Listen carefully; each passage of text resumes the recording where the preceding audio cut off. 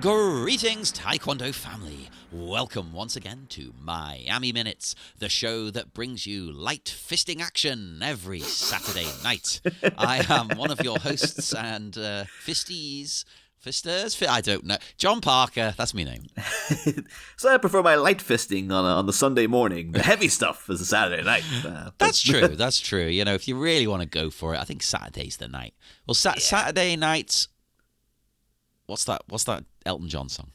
Because they Saturday night's all right for fisting. Yeah, Saturday night is all right for fisting. That's a T-shirt. Let's get that on a T-shirt. I think we'd sell that to a broad community. Oh, totally. You could re-edit this minute into just having that Saturday. I'm gonna put it in. Don't you dare me. It's going in. Saturday.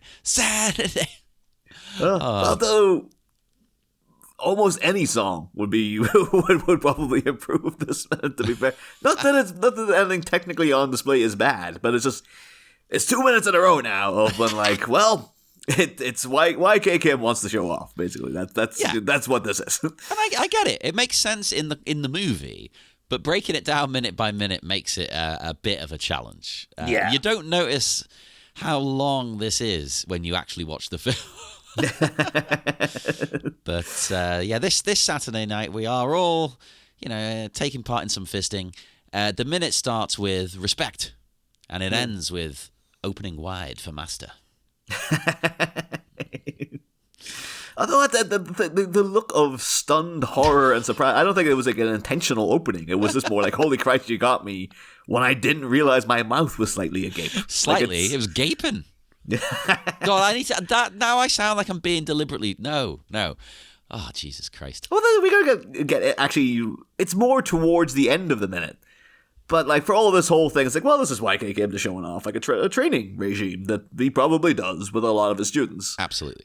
But particularly when they slow down some of the shots, you can see that Joseph Diamond, the guy he's up against, he's holding back. He has opportunities to strike, and he almost goes to do it a couple of times, and then just doesn't. He's very clearly been told, no, I will be winning this. It's like, they could have got into a fight. It could have been like Fast and Furious movies where, nobody's allowed to lose. Yeah. That's hilarious to me. I think the vibe you get, though, from watching the actual movie is this is probably... obviously within the narrative, it's like, oh no, this is their actual training regime. And then if you know a little bit, the guy who made this is a real Taekwondo master. He's a grandmaster. You would think oh, this must be just they actually just shot one of the fights they do, and then been no, this is a very choreographed. Only I may kick ass in this scenario. That's the thing. It's not actually sparring. It is basically a demonstration. Like you would do, you'd go and visit a school. You would do this demonstration of your art. It's not actually a fight. It's almost as if they got some investment, like an Ed Wood scenario of they got some people a Taekwondo school to invest in the movie, but I've been well, it's educational, and then been well, do you have any demonstrations in it? Sure. Yeah, here you go. It was this was literally shot the morning of the premiere. They just hastily sellotaped it onto the film reel. Did you just see a footage on the red carpet? It's just Joseph Diamond rubbing his jaw, going what the? Got the guy named knocked out my teeth. Goddamn.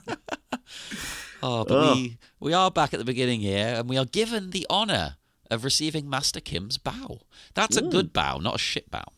Yeah. I thought that I was is this an aimed bow? Because it seems unless it's been agreed upon beforehand, I can again. What are we in 38 weeks in? I'm still what do you call him? Joseph Diamond.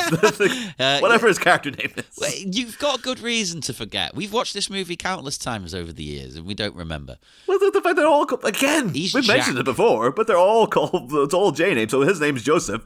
You're telling me his character name's Jack. Jack could be some other asshole on the screen. Why didn't they just call him Joe? Well, because there already is a Joe. Yeah, but that guy could have been called something else. That's his. Just use his real name. Nobody knows. Let's imagine the shooting on set must have been coming in and going like, "Hey, Joe." And then just, what? No, Morris. What are you calling him Joe for? That's what you do on set. You call people by their character name. That's actually a really good point. That would have been confusing. Yeah, and everyone coming in and go like, imagine like the friggin' craft services people and stuff coming along going like, "I got a sandwich here for Jim." It's like, that's me. It has Jim with quotation marks. I think it's a character name. Oh no, it's that guy over here. You've got to live your character. You absolutely. I do that. Like when I was meeting people, at gigs and stuff, they'll be like, "Oh, what's your name?" And I'll say, "Cantina Turner." And they're like, "No, it's not. What's your name?" I'm like, "Cantina Turner." I'm not giving you my name. Now, if you listen to the podcast, you know my name. But still, when you're in character, you're in character. So I kind of get that. He is Jack now. Although whoever Jack is.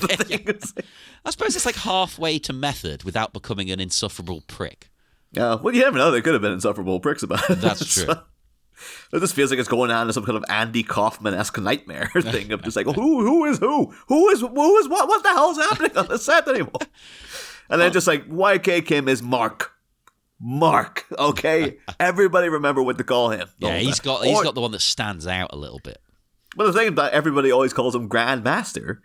So there must have been even more coming in going like, "Oh, so Mark, Grandmaster." Just like, oh, Grandmaster Mark? No, Grandmaster Kim. Is your character's last name Kim? He doesn't have a last name. He could be Mark Kim. It could be Mark could be just his English name, The thing is, though, I guarantee nobody in this movie no character has a last name. No. They didn't think that far. They barely thought it beyond friggin' 3 letters for most of it. It would be fun to ask the cast, like, did you in your head have a surname for this character? Willing to absolutely. I would put the mahogany desk I sit at. I would bet all of that they definitely did not. Oh well, you've tempted me now. Niall, I'm now gonna have to try and get in touch with someone from the cast. But the thing is, this is all fodder for the spec novelization. We got to work on. We got to come up with last names for these people. Actually, we could do it right now. Like, but that's the thing. Would you go Mark? Would you give him like, oh, that's his Americanized name? Would you call him like Mark, Shaw or something? Or would you call him, would you go with an Asian last name? Well, let's see what the most popular Korean surnames are. Let me have It's probably going to be Kim. Kim is the number one. I know that for a fact without even looking. Let's see. Kim is number one. Number 2 is Lee. Yeah. And it's tied with Yi because it's it's the same name. It's just the pronunciation, Lee, yeah. Yi. Number 3, Park. Number 4, Choi. Mark Park. There we go. It worked for me. Mark Park. We've got Choi. Number 5 is Jung or Jong, depending on pronunciation. I'm only going to do 10. I'm not going to bore everyone. Number 6 is Kang, which means ginger. So that should be my surname, really, because I used to have ginger hair. So you tell me that the big new Marvel villain is Ginger the Conqueror. Yeah, in Korea. Yeah. Wow. I'm guessing. It's like the other Koreans are just like, we told you those goddamn gingers were up to no good. We have been up to no good for many years. So. Number 7, Cho. Yep. Number 8, Yoon. Number 9. Oh, it's like Steven Yeun. Yep, yeah, exactly. It's got two spellings, sorry, but one of them is the same as Steven's. Number 9, Jang. And number 10, Im or Lim, depending on the way you speak there. Yeah.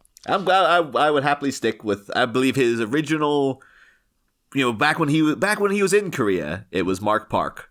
And then he moved to America and he changed it to Bolin. Just to keep up our rock star thing. We had Dexys, we had all those guys. Everyone has to be a rocker of some sort. Yeah, so he's Mark Bolin. And then whoever's called Joe, their last name is Diamond, obviously. Of course, even though Joe Diamond is Jack. Yeah. And we call him Jack. My favourite musician called Jack, though, well, singer he was. No one will probably know him. He was a singer, Jack Terracloth. of the band, the World Inferno Friendship Society, and he sadly passed away a couple of years ago. R.I.P. Press F. Just the terror cloth, though, makes it seem that like it's kind of like a turtle heads scenario or something. Like Jack touching cloth. Yeah, I don't know why that was his name, because his real name was cooler, I thought. So Jack Terrorcloth, his real name, Peter Ventantonio. Isn't that cool? That's a way cooler name. Yeah, totally. So it must have meant something to him, this stage name. It must have been it must have been funny to someone. Yeah.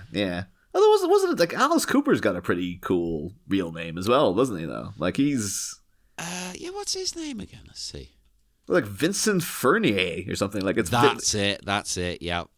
Although I guess maybe it's Fernier because then maybe there's because of the way it's spelled, people will be like, "Is it Fernier?" And it's like, well, Cooper's just cleaner. You just know how to spell, you know how to pronounce Alice Cooper as soon as you see it. But it's an interesting choice for him to pick Alice, and then both still like present as male, and sort of not do any kind of play with it. Like he doesn't really dress in drag. He wore makeup. That was about it. But it wasn't like feminine makeup. No, I always thought that Alice Cooper, for like years, I assumed that Alice Cooper was like, that was the band. And then he was just like, the guy. Like, he's the guy in Alice Cooper. Then after time, it became, no, he is Alice. He is Alice Cooper. Yeah, I think it was sort of a bit like with Marilyn Manson. It kind of became the band as well. Yeah. Because with Marilyn Manson, they were originally the Spooky Kids when they were teenagers. Then they were Marilyn Manson and the Spooky Kids. Yeah. Then they were Marilyn Manson. Then the Kid Presentable. And then finally Kid Mo. Marilyn Manson and the Presentable Kids. That's when they had to play like confirmations and like weddings and stuff. But it's a similar thing, I think. Like people would say, "Oh, I like Marilyn Manson. He's good." It's like, no, they're a band. It's his name as a character and the name of the band. I think it's the same with Alice Cooper. I think it's like, well, that's the name of the group and it's his name. Yeah, but then you get into things like like Van Halen, and you're like, oh, so that guy, the main guy, that's Eddie Van Halen. It's like, no, Eddie Van Halen is a guitar player. That always blew my mind because you just assume it's the front man. Oh yeah, always you just assume like, oh, that he's the guy, right? And I'm like, no, he is his. David Lee Roth is his own entity. He's a whole other tornado ready to happen right there. At least John Bon Jovi had the decency to be the front man. But then so let's go like the rest of the characters. I think if we're doing it for ourselves here, John, we should call like the character of John. His last name should clearly be Parker. Then I mean, I'm not going to argue with that. Even though I don't really like my name, I don't care. I want to be represented. Yeah, and then Jane. Well, obviously then. Well, no, because Jane is. I was going to say Jane's his sister. Jane's obviously not his sister at all. Jane is Jeff's sister, and then I'll call him Jeff McGowan. Why not? Let's go crazy. Okay. I really wanted her to be Jane Doe. You can't have a Jeff Doe. It doesn't. Jeff Doe and Jane. I'm going. McGowan would be good. He's got an Irish look to him. Yeah. Well, a beard that thick. Oh exactly. Yeah. I didn't want to say, but you're quite good with your hair. Well, you're not. I was. I'm allowed to say that because I am also a member of the bald community. Let's tell you else. We got Jim. It's weird because they all are. The thing is, because they're all Orpans, so it is. It's like, well, would they even have last names? Or do you reckon they've all, because they're a unit, chosen the same surname? Oh, they're all like Jim Dragon, and they are together the Dragon Sound. There you go. That's it. That's what it is. They've all decided this is now our surname. We're a family. Yeah, there we go. At the very end, they should have like Jim. His father abandons him again, but he's just like, who are you? Like, my name's Jim. What's your surname?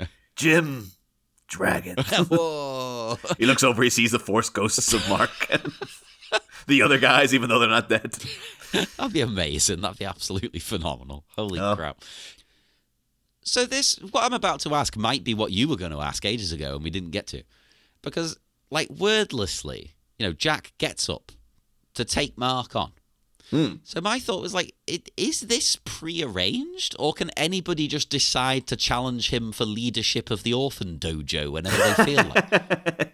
This is like the Sunday morning battle to the death. It's like, oops. This happens every week. Some sucker steps up. The amount of other guys he's had to defeat. There used to be like 17 Orpans in this house. And sometimes they don't survive the curb stomp tooth scenario coming on at the end. He just murders them. He just picks up new kids all the time, trains them, and then fights them. Maybe that's actually like the actual thing at the end. Why Jack looks so shocked? This is like, it's not that Mark didn't knock out his teeth. It's more the fact that he knew to lower his head just enough so he couldn't land the blow. Oh. He's like, I did it. I survived the test. That's how you do it. That's it. That's the trick. Yeah. And luckily, that's Mark's finishing move, and his brother is a dentist, so he's just sending him business down the way. Clever. No, I thought it was like a head point, like a bow point. He's like, okay, you. And then just sort of bowed his entire body in the direction of whoever he wanted. And then there's like, me. Like, we're sitting pretty close together. You want him, right? The other one? Yeah. The thing is, then he can be like, oh, I'll take on two of you at the same damn time. You think I care? They're very respectable, though, because they are friends, of course. So you get the bow, you get the handshake, even. The code of honor in wrestling there. No, that's right. It's a very, I don't know, maybe it's a thing you're supposed to do in classical Taekwondo, but it strikes me as a very American move.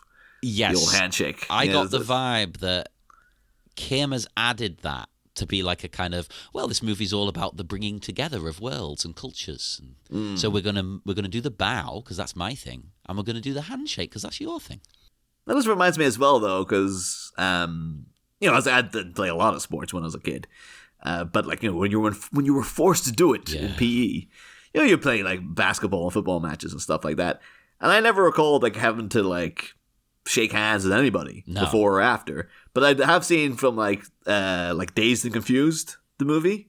And then that one was out last year, like The Black Phone and stuff. It has kids playing baseball. And at the end, they have a whole thing where, like, they make the teams, like, cross each other afterwards and shake hands. Everyone has to shake hands with everybody else going, good game, good game, good game, good game. It seems like a very forced, like, no one's getting upset about this. You're going to play nice. That's exactly what it is. And it's a very American thing. I think because Americans take their sort of amateur sport very seriously, whereas we don't give a damn. They show the college football on TV. Yeah. Well, that's the thing. The whole thing in Point Break of just like Patrick Swayze knows who Johnny Utah is. And it's like, oh yeah, he used to play college ball. Like, what? You followed college football? Like, what? That's insane to us listeners. That's absolutely crazy. Like, I remember finding out there was a college football video game. I was like, what? That makes no sense. Nobody's heard of anybody who plays sport at university. Because maybe if you just really want to be ahead of the curve, and you're like, well, you have to sit through like garbage for ages, but occasionally you'll see the upcoming stars because you're like, that one guy was really good. So well, that's what the scouts do. yeah. Or maybe just get like, oh, you too can be a scout. You can sit there going, and then everyone discusses what I think a lot of people generally do enjoy about sports. It's just to sit around going, you know what they should have done? They should have got this guy. Yeah, as if they actually know what the hell they're talking about. Yeah. Yeah, so maybe you could do that even more with college ball because it's just like, well, yeah, no, they don't even have the proper pundits in there to talk about what's going on. Just anyone can just sit and go like, oh, that guy was better than that other guy because none of them are at a professional level yet. So it's weird though, they're forced, because they even do it, because I'm a big nerd. They do it in esports, like because gamers could, as much as I like esports, gamers are jerks. So they'll spend a lot of time on like Twitter dissing each other, and after they play the match, they'll all go and shake each other's hand. I'm like, what? You've been told to do that? Weren't you arguing on the internet last night? What the? Yeah. Well, sometimes too, you do get like like you'll see like in the Rocky movies and stuff. Like there'll be like the intense, insane rivalry between Rocky or now like Adonis Creed. And then after the match, not in all of them, but in some of them, you do get a kind of like, okay, fair, all right, after I gave you all, particularly in like the first Creed movie. Yeah. Whereas like the intensely scouse, we call him like, it's got a guy, Pretty Ricky, I think you call the guy. Yeah, but that's not his real name. It's Tony Bellew? Yeah. Yeah, yeah. Insanely scouse actual boxer. And just because I always remember he's like, he properly starts Adonis Creed. And it's like, oh, you're a fake Creed. And like, oh, this real, like, really, and, you know, insanely scouse, insanely personal stuff, like, really riles up Adonis. And then as soon as the match is over, he's like, all right, mate, yeah, you did a great job. Like, and afterwards, you see, like, the latest one, Pretty Ricky's hanging about. Just like, hey, oh, yeah, Adonis Creed, good guy. Yeah, I guess I don't know, I guess you got to be that kind of person. If someone, even if they thought they were joking, if they said stuff like that to me, I'd be like, you fucking piece of shit, I'm going to kill you. But the thing is, it's even in, like, Rocky Balboa, too, and that guy still technically defeats him. But afterwards, he's just like, hey, yep, legendary Rocky Balboa. Yep.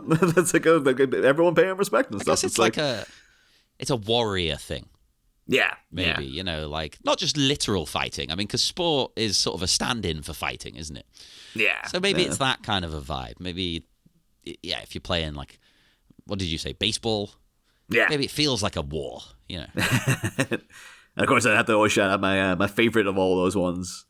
The entire first half hour of Rocky 2, where they're just knocking about the hospital, and like Rocky's trying to be Apollo Creed's friend, and Apollo just has no time for him. I absolutely love that. That's a great way to start your film. They're coming into like he's lying in bed, just like, Apollo, did you really give me your all? Like, God damn it! Leave me alone! Yes, I did. Now go the hell away. I'm trying to sleep. But no, particularly the vibe in Dazed and Confused when they show them doing that. That seems like a thing directly from Richard Linklater, you know, the director's his personal life, and it does have a vibe of like, there's no one going up grabbing the hand going, "Good game." It's a real like, "Good game, yeah, good game." Like no one, everyone, there is resentment there, but they're kids, to be fair. So well, maybe if you don't do it, you're gonna get told off. Yeah. They always did that too. Remember when you had like a fight in school? Yeah. They'd always like, now go over and shake hands. And every teacher who ever enforced that handshake knows, like, this doesn't mean anything. Yeah. Like, this is, unless that's the thing they make the teachers do. Oh, they will, absolutely. I guarantee they're trained to do it. Yeah. Yeah. They're like, okay, this is going to mean nothing, but you have to shake hands. Okay, now just please don't do that again.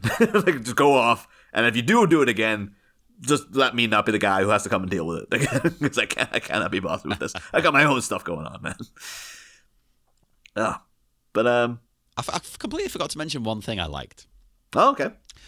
It's Jack's little strut, right? Oh yeah. Because to me, it's so funny because he's doing to me that fake, I'm cool, I'm not bothered at all thing that someone who is scared does. Like, I would do this. It's because he knows he's not, like, this whole scene to me, this strikes me as something like Yoshito would do. Or Jeff would do. This is the thing, like we were saying, like, 2 weeks ago, when Dexys came in and was just like, all right, you know, I want to join up, and I'll give you all my money. For the rest of my life, I guess. But we're saying, like, oh, there should have been a moment of, like, Jeff doing something really crazy. And then to make it be like, oh, Christ, who have we got involved with? Or even at the beginning of the whole movie, when Nishido was just like, you know, where's the money? And he was telling off his soldiers. You felt like there should have been a demonstration of like the psychotic nature of this villain, and then have him like, okay, if the training, then he like rips out a guy's heart. I was going to say his version of the training would be actual fighting, wouldn't it? Oh, yeah. Maybe they could have done that. They could have done this. Oh, then we would have been really stuck in the weeds. They could have done this scene, then followed it up with their version. Oh, like intercut. Oh, yeah. It cuts back and forth, but this whole thing though, because it is like. It's so designed for Mark to just be utterly dominant. Oh, yeah. It really feels like this should have been a scene just for the villain. Like, whether it be Jeff or Yoshito. But then you can follow through with I guess maybe YK Kim just wants to show off that, like, I almost punched your teeth out, but I knew when to stop. Like, it should be, though, that Yoshito would just punch the teeth out. That's the difference, yeah. Whereas I think this is supposed to be choreographed, if you know what I mean. Like, I think this is set up for Mark, the character, to test things out, practice. You know, it's almost like almost like a shadow boxing, but there's a guy. Yeah, Jack takes a couple of boots to the face though that seem very genuine. So yeah, but that's the weird thing with martial arts, isn't it? It's like, I suppose it's that warrior thing again, that you practice with people. It's like, well, you're gonna get kicked in the face. but they're your mate, and you're like, oh, nice one. That was really good. Yeah. That should be actually that should be the big twist at the end, though. You see all the ninjas, and they've always got the face coverings, and then like they reveal underneath they take off the the shrouds or whatever, and they reveal like all of them have their bottom teeth all knocked out because Yoshido's been doing the same thing all the time, but he never holds back. Oh. So that's how you know you're like properly in the gang, though. It's like you have to go through you have to fight him, and he'll knock your teeth out, but if you can just not die, then you're part of the ninja gang. Easy. Anyone can do that. Not die. Pfft. They go all the way through it, and it's like, also, do you have a motorbike license? Like, no. Well, you're going to get one. I probably should have mentioned that first, because that is a prerequisite to be in the gang. And we haven't got time to train you, actually. So yeah, people are on this. Like, you just see them motoring around, and some guys in like actual bicycles, like really fiercely pedaling behind them and stuff. Like in Dark Place. Exactly like in Dark Place. But yeah, no, he definitely does have a little kind of it's like a John Travolta at the beginning of Saturday Night Live, kind of like sort of strutting up to the spot kind of thing, like, oh. You just want to get into, again, if not Saturday Night's all right for fighting. For fisting. You could just have, oh, you can say what? Yes. Starts going into the Bee Gees, and then as soon as the blows start landing, that would just be get the incredible. record scratch. Please edit this footage, Niall. Get it on YouTube. Come on. Well, I mean, there's a lot of editing going on here. Random slow motion for no real reason. And I really love too, though, that like Jack he before they really get into the fight, he's doing a lot of very fancy footwork. Oh yeah, his feet are really good. Look at those suckers go. He's really, really dodging around. He's just constant motion and stuff. YK's given a little bit of that. But then it also, as soon as like, it's again, maybe it's supposed to be like it's all misdirect or whatever. But he goes in, and then he goes for what I believe is called an axe kick. Oh yeah, where he does this thing, and then goes in for that. Mark instantly just steps aside and then starts beating the crap out of him. That's literally the only attempt at offensive moves he really gets in. There's a couple of other kicks he tries, and that's it. Yeah. At this point too, you really start to notice like the plinkety plonkety synth soundtrack, which is I think we covered it ages ago. It's not Angelo. No. Doing not Angelo Giannotti. It's some other guy who's actually like worked on several other movies and stuff. Although at the same time, like it looks so video gamey, the whole thing. I feel like you could also re-edit this to put in any of the Street Fighter themes. Absolutely. Oh well, I mean the famous one where people put in Guile's theme to everything. Yeah, I was never a big fan of Guile's theme. Oh, because it's like it's perfectly fine, but it's like everyone's like, oh, Guile's theme. It's like, well, clearly the best theme of Street Fighter is Ken's theme. I'm not going to argue. That's a good one. That's just like this is the intro to that by itself. Like the opening, like 5 seconds, like that instantly gets your blood pumping. You're like, oh Christ, here we go. To me, that's the song of Street Fighter 2. Yeah, that is like I'm surprised it's not Ryu's theme because it's just like it's so prominent. It's obviously it's clear to anybody that that's the best theme. Yeah.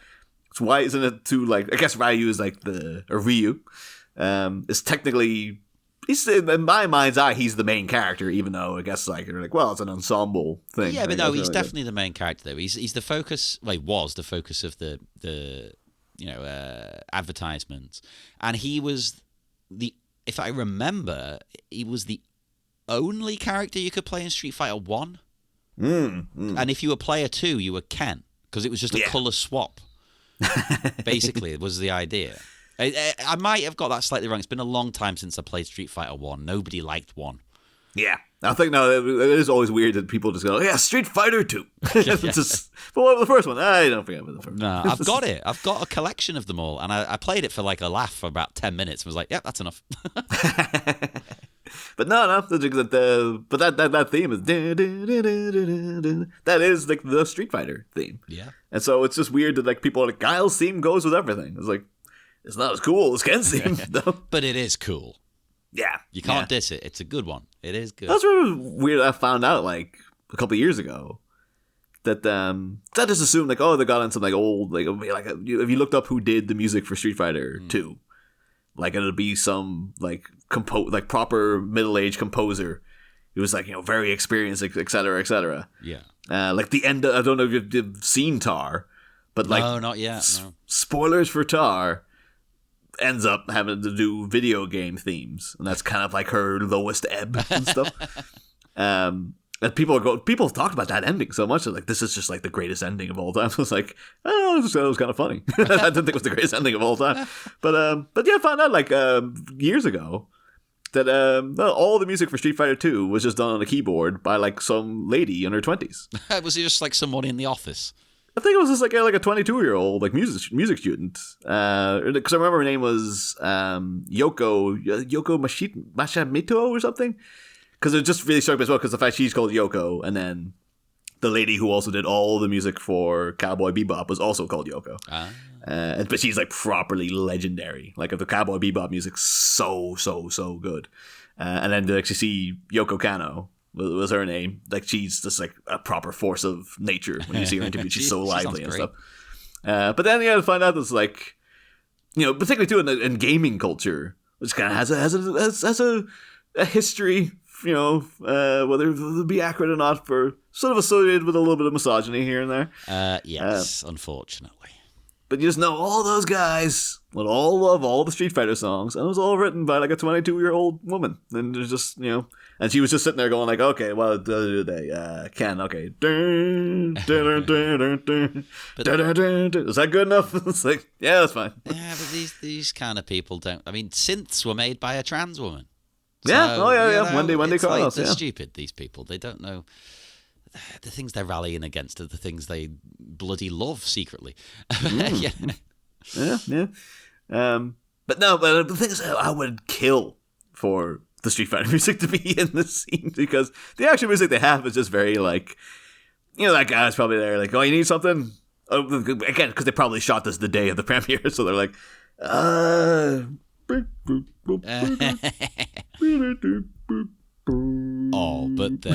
it sounds great to me. I love it. And you know what? The sound effects of the punches, pure 80s.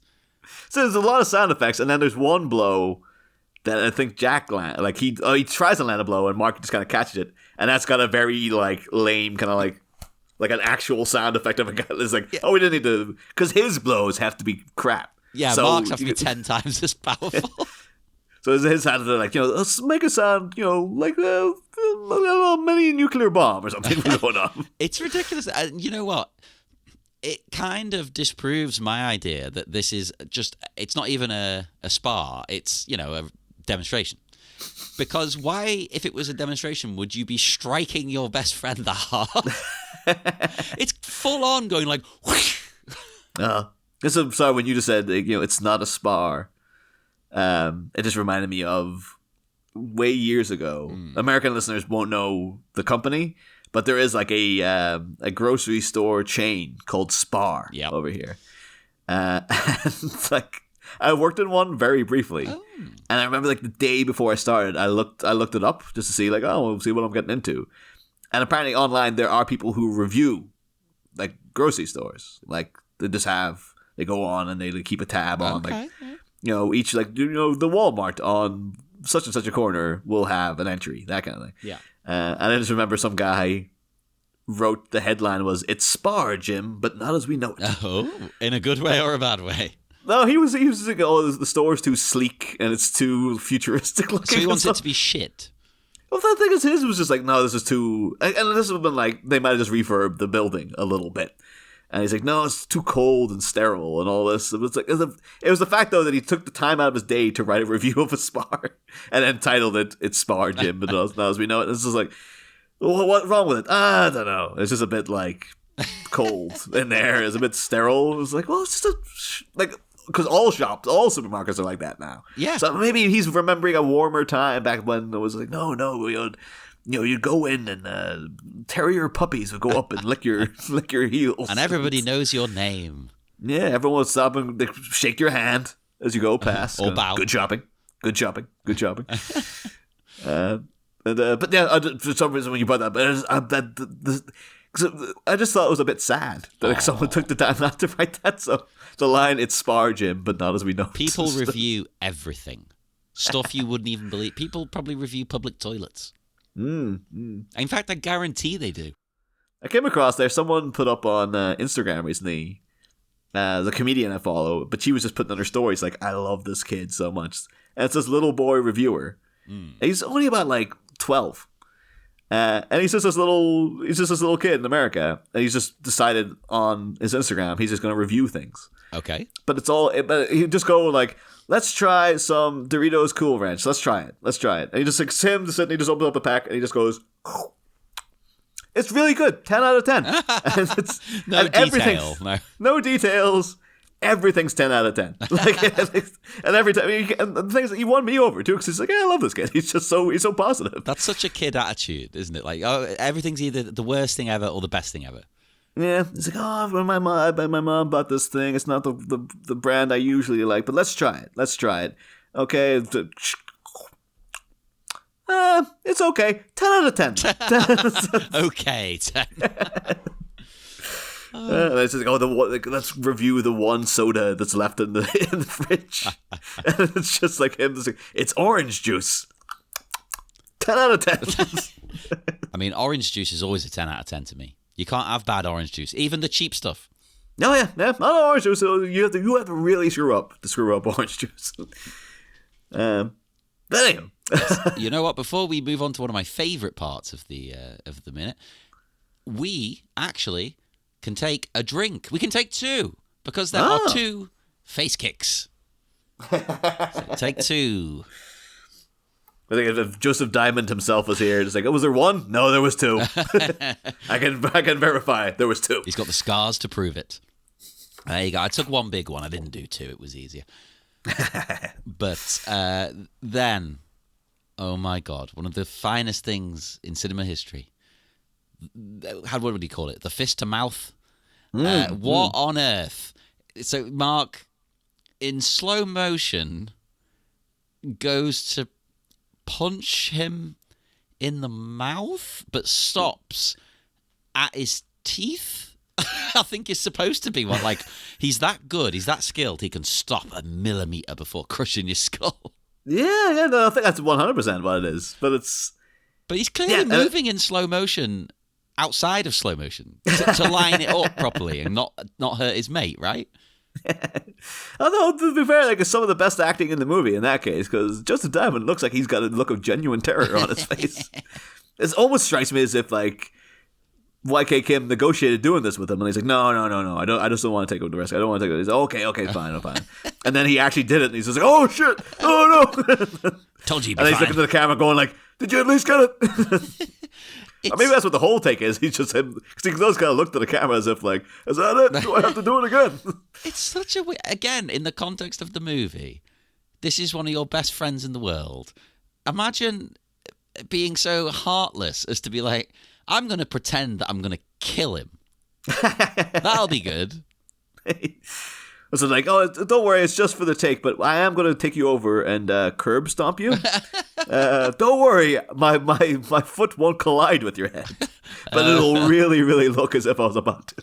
That's going to take. Like, are you sure this is totally safe? Oh yeah, totally. Don't worry about it. Take a lot of trust right there.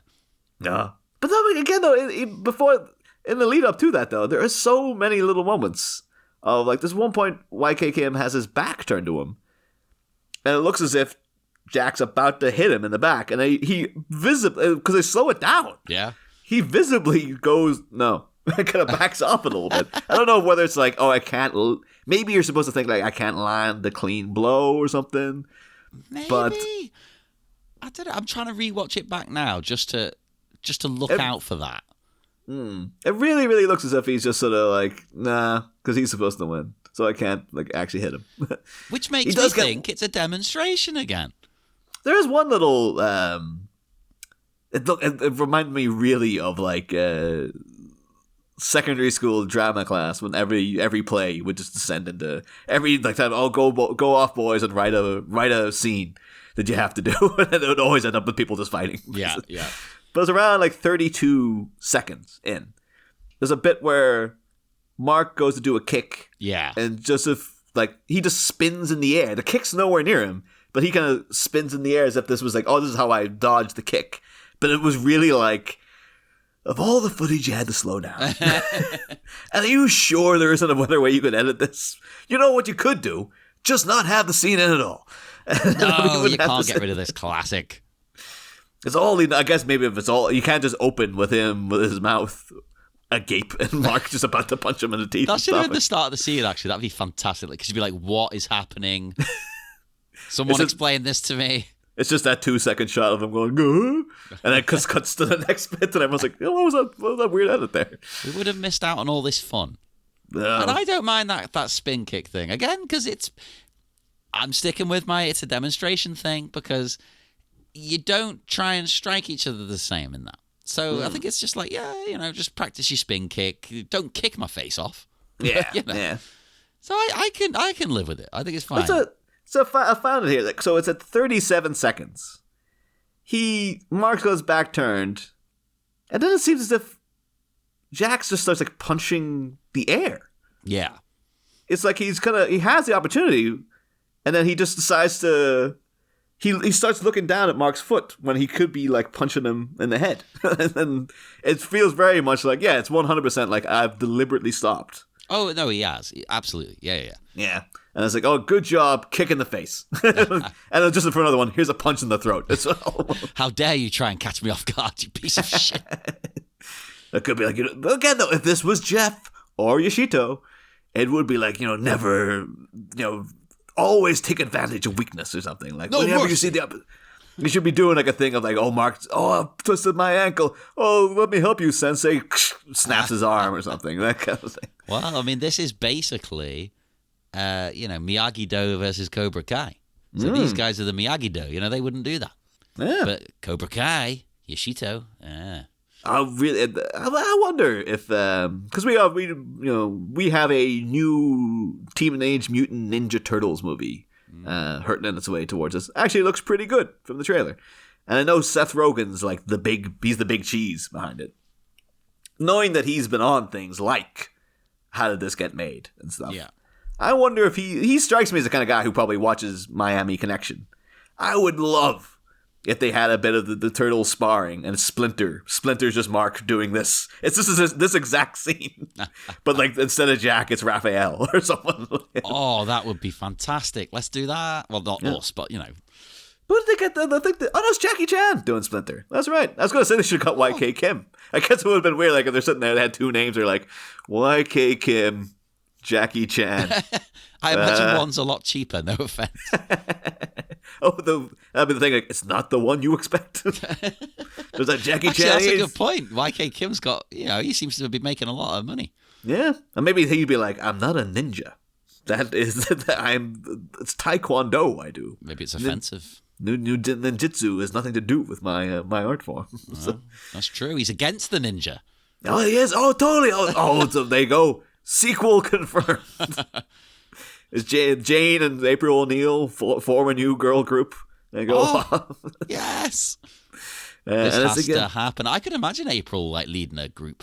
Oh, and at the end of it, when they make up and they're like, okay, the Dragon Sound and the Turtles are friends now, because that has to happen, obviously. Absolutely. Instead, Angelo rewrites Friends and calls it Brothers. And there you go. It's all about family. Calls it family this time or something. And then they join the Fast and the Furious. Yes. That's the third movie, is Turtles plus Dragon Sound versus Fast and Furious. Well, there is already an animated Fast and Furious, so. Totally. Well, why not? What was it called? Spy Racers. Yeah, something. That doesn't sound like a Fast and Furious cartoon to me. That's a stupid name. It really has the vibe of just like, we're making a cartoon anyway. Yeah. And we just put the name Fast and Furious on top of it. Yeah, it's got cars in it. What's a car movie? Vin Diesel one, I guess. But yeah. Because we're all, people listen to Batman, I know, we're not the best at describing like action scenes.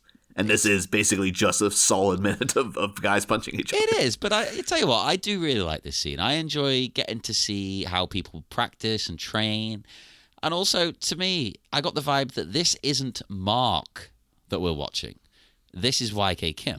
He looks different, and I think he holds himself differently.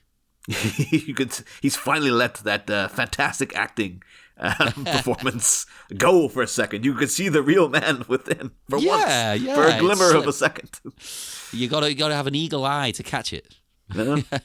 Well, that's the thing, because I know as well that like it's another one of these classic scenarios. Because wasn't Jack Diamond was originally hired to be like a set, like the boom mic guy or something. Yeah, he's another one of these ones, like he was a boom mic guy, and then they're like, could you also do like some lighting? And he's like, sure. And then eventually it was like, could you also like be in the movie? And like, okay, fine.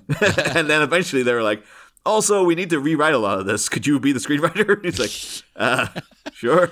he basically just does anything and everything. Again, he is on the commentary with Kim. Yeah. So they obviously were just like, do you want to do it? Sure. Yeah. He was the first guy we asked. And he said yes. So it was, we must have mentioned it way back when, though, because I was also thinking this might have been YK's sort of way of just venting. Because like knowing that apparently after he saw the original cut of Miami Connection, he slept for 2 days. He was upset about it. That was supposed to, apparently they screened it for people. This was under the entirely the Richard Park version, the original Uncle. What's his name? Before they went back in. Yeah. So he had his version, which obviously was supposed to have all the tenets of like, without the elimination of, only through the elimination of violence can we achieve world peace, all that stuff. And he has directed quite a few big movies. Yeah. Apparently, it was that like whatever version he made didn't have any of that philosophy through it. It didn't have that vibe at all. It didn't portray the message that YK Kim wanted to get across. And apparently, he watched it and then just went to bed for 2 days. He was that upset. That's extreme depression. Yeah. And then it's like, okay, but then he bounced back. Maybe that's how he gets through. It's like, I just do things very, very efficiently. So I'm going to be depressed. I'm getting the depression, which usually lasts for months. I'm going to get out of the way in 2 days. I'm just going to go blitz it. There you go, done. And then he came out and he's like, okay, so we're reshooting the movie and I'm going to do it. Also, you, script guy, the guy serving the coffee, he's now the guy writing the music for the movie. Also, boom mic guy, you're the screenwriter now, and also, can you finance the entire thing as well? Genius. You want to be the executive producer? Now you're the executive producer. But although it really reminded me, because I did know a guy like what I never. Due to my own levels of anxiety, whenever something really bad happens, I can't just go to bed. Oh, no, same. It's like, it's literally the thing that stops me going to bed. Yeah, I'll be literally pacing around. I could never just go, you know what? I'm just going to go in and sleep for a while. Because it's like, I wouldn't be able to. I would just be lying there thinking about it the whole time. So I'd rather be out doing something. So maybe that's what YK Kim's thinking was. Like, all right, these 2 days haven't been very productive. So I'm back out. And guess what? Rhodey, you are now Yoshito. Let's roll. Also, Biker Gang, you are now also the ninjas. Perfect. Why not? You don't want too many bad guys. Put them in one group. It's also weird because he the way YK Kim will tell that story is kind of like, oh yeah, the movie was terrible. Then I went back and fixed it, and now I have a masterpiece. It's a bit like, I'm not too sure the rest of the world views it that way, YK. But you do have a masterpiece on a technical level, sure. But yeah. I mean, I also like here, because I kind of felt like this is almost, whether they intended it or not, showing us how fight scenes in movies themselves are put together. You know what I mean? Like, the way it's clearly showing us sometimes the wrong angle, if you get what I mean. Like, the angle you wouldn't show in a movie, but it's actually how they're doing the kick. Yeah. Or if you're Christopher Nolan with The Dark Knight Rises, you just leave it all in. So yeah, no one will notice that. You filmed in IMAX, everybody's going to notice it. Yeah, I wasn't thinking straight there. Yeah. Well, he is a noted hack. There's fans of Batman. We'll remember. Yeah, to be honest with you, that's all I really got for this minute. Because it's like I'm thankful we're getting back into some like meaty stuff next week, at least. Oh, yeah, we will be. We will be. So I will now, because there's not really anything in the commentary, I will now read my brief history of Taekwondo. So apologies, Niall. I'll try. I've cut a bunch of it out, but I'll just put on the tape of me a la that bit in Last Action Hero where Jack Slater's wife calls him, or his ex-wife, and he just puts on that little tape going, yeah. Uh-huh. Ooh. Yeah. You should just do that. Like, wow, that's crazy. It's just for some reason also put like a broom and a bucket with my face on it to sat at the microphone just for the extra theatricality of it. Please do. Please. But I'll try and cut through this. Beginning in 1945, shortly after the end of World War II, so it's not like ancient here, you know, and also after Japanese occupation, so they opened new martial arts schools called, I'm going to try and pronounce it, Kwans. So that's the name of the martial arts school, is Kwan. And that's part of the name. And they opened in Korea. And they were established by martial artists who had backgrounds in Japanese and Chinese martial arts. So they're like, let's meld that with our indigenous martial arts called, Taekyon. Because they were like, Taekyon's being forgotten. We need to come up with something new and cool. We've got rid of the Japanese who are suppressing our art. So we're gonna come up with this new one. And it ended up becoming an umbrella term called Taekwondo, which basically just means martial arts practiced by the Kwans, is the thing. And then in 1952, the president of South Korea witnessed a demonstration, much like this, by army officers, Choi Hong-hee and Nam Tae-hee. Oh my God, he almost knocked out his teeth, but he didn't. Yeah, this is based on that exact demonstration. And then he took a shoe off and then grabbed the guy's nose with his toes.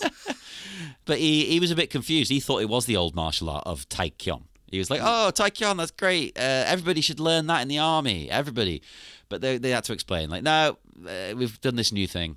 And he's like, okay, we're going that way. We're going to do the new thing. And let me see. So until then... Oh, God, this is me and pronunciations here. I'm not very good with Korean, people, as you may know. Japanese, I'm okay. Korean, difficult.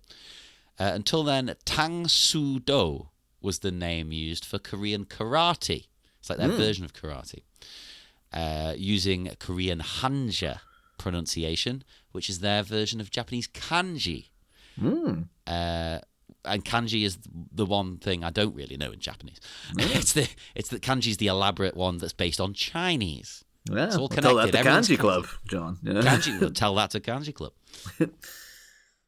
So the name Tai Su Do consists of the Hanja Tai, to stomp, Su, hand, and Do, same as in Japanese, way. So stomp, hand, way, I guess is the literal translation there. I imagine it's like kick, fist, kicks and punches. Yeah. Discipline, that kind of thing. But then they changed it to Taekwondo because Choi Hong-hee, he advocated for the name change. So they replaced Su with Kwon,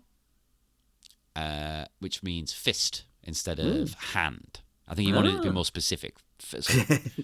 It's kind of like an eagle fang karate kind of thing. Like, I want to sound badass, though. Hands? Who the hell cares about that? Fist? That's what we're all about. Yeah, he thought it sounded more accurate. And also it sounded closer to Taekyon, the original martial art. And plus, it's supposed to be practiced specifically on Saturdays. And we all know that Saturday night is for fisting. So Exactly. You've got to get all these things right when you're establishing a new thing for the military. And they adopted it. The military adopted Taekwondo as their training in the 50s there, which then made it grow in popularity with civilian martial arts schools, because especially somewhere like Korea, obviously there's a bit of a history of war, shall we say? Yeah. So it's seen as quite a big thing to look up to the military. In various ways, because they're protecting them from North Korea, and in North Korea they see them as protecting them from South Korea. So So the military are doing this new thing. That's really cool. Let's all do that. I do find it quite an interesting thing that the military do these kind of things, because it would be useful, but I just can't see our like over here military doing like martial arts. No, it's like no, you have a gun. Yeah, but or it not a would gun, be like useful. a bayonet or something, like something. Yeah. What are you using your hands for? Like, but it would be incredibly useful. Imagine how they must get into close quarters combat a lot, rather than you. In your mind, it's all at a distance, but is it really? Yeah. Look, you think when you're up there, though, people are just gonna be pulling out knives and like little handguns and shooting each other in the knees and stuff like that.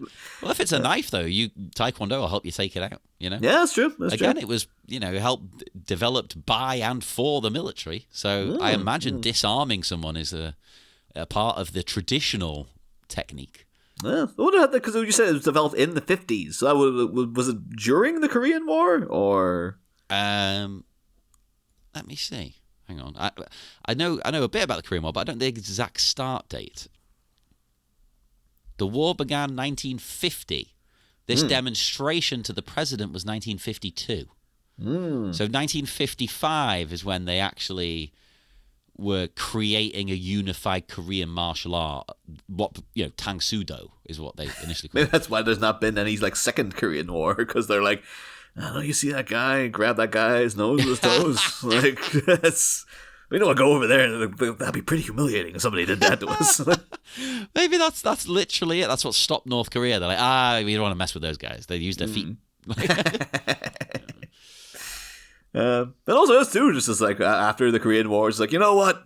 If we had just had a unified martial art, maybe things would have gone a lot differently around here. But that could genuinely be part of their thinking, like because that is kind of the way martial artists tend to, view the world and things. Like, well, Kim does. He thinks it's going to unify people and bring everyone together and bring peace. It was weird though. So if something was developed within the military for war purposes is now been used by YK Kim to preach peace to the world. Yeah, but I mean, it is an evolution of an older form, obviously. It's not just come out of nowhere. So maybe he's hearkening back to that Taekyon kind of philosophy. Or maybe he's taking it back. He's like, no. Yeah. I'm going to make this a force for peace instead. Plus, it depends on your point of view. Because, of course, they in South Korea might see it as, well, we're learning it to bring peace. In the conflict with North Korea. Justice and order to our new empire. Well, that's your new empire. That's the thing. Things, it depend a lot on your point of view. I was quoting that earlier today, weirdly enough. I messed the quote up, though, to be honest. That was weird because I took little Nuala, one of my friend's 2-year-olds. I took her out to just the play park. I can't remember the context for what we were doing, but I just remember saying to her at one point, like, "But Nuala, my allegiance is to the republic, to democracy." She's probably like, I don't know any of those words. Oh no, she doesn't. she can barely speak. So. I'm certain she hasn't heard democracy or allegiance. But my allegiance is to Taekyon. She could say many times though, I want Niall to go down as well, because she wanted to go down this big slide, but she wanted me to go over there every time. And then I get up there, I climb up the ladder, and she was gone. And I was like, I thought you wanted to go down together, kid. What's going on here? But maybe she found that funny, like, haha, sucker. Just messing with me. Yeah. Well. But anyway. the infant dough. The discipline of the child. It's like the infant butt way is going down the slide, I guess. Wonder what butt is in Korean. Huh? Well, the only one way to find out, John. Let's see. 2,000 years later. Apparently, if Google can be trusted, daesang. Oh, there we go. So, and then we need infant. Yua. So, Yua daesang do. What'd you call me? Yua daesang do. I'm sure that makes no sense in actual Korean, and Google has betrayed me. But there you go. But yeah. Well, thanks. Now we know a bit more about the actual thing, though, that we have to spend so many more, because we still got like 40 plus minutes to go with the movie, where there's going to be a lot more Taekwondo. So. Only a little bit, though. That was really brief, and I trimmed loads of things down and out, because there's so much to look at and look into. But I picked out a couple of things I found interesting there. Anyway. The military thing and the president mistaking it. I thought that was quite interesting. Like, oh, that's that old thing. And they're like, no, it's not, you idiot. And that's part of the reason they changed the name as well, actually. I didn't bring that up, is because they were like, well, it's kind of being nice to the president, because it sounds kind of similar to the thing he thought it was. Oh, bless him. You say being nice to the president is more like he will kill us if it turns out that he's wrong. So. It's possible. I don't know South Korean politics in the early 50s. I imagine they probably were quite strict. They're at war, for fuck's sake, you know. Yeah. Well, they're still pretty, well. Yeah. But yes, I am noted out. Yes, as am I. Okay, we will break the connection once more, friends. So do join us on social media. We're on Facebook at the Miami Minutes Taekwondo Orphanage, Twitter at Miami Minutes, Instagram Miami Minutes, and why don't you, let me pick one at random today, why don't you go to our network, Sleepy Charlie Media, on Patreon, and also give the show a listen on YouTube. I've brought it up once or twice. We don't have a lot of YouTube listeners because people usually use iTunes or Podcast Addict or whatever. But there's a couple of you out there. So why not? If you want to use YouTube, go for it. Do it, people. It's there as well. It might be easier for you. I don't know. Yeah. And there's no downside. It's not like not if you've got YouTube Premium, at least, because you can then still lock your phone and it's still playing and everything. Yeah.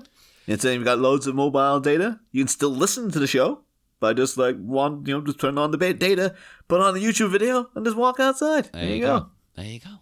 But we're not going to do a video. No. We're not doing it. We're an actual podcast, not these phony podcasts with videos. That ain't a podcast anymore. Now it's a show. Yeah. Or vlog. Yeah. Ugh, Jesus Christ. That's the thing. It's not even a vlog, really. But people call it. They're like, okay, fine. Fuck's sake. Yeah. So do all of that and join us again in 1 week for more exciting Miami Minutes spar action. Hopefully with a lot less sparring this time. Listen to me.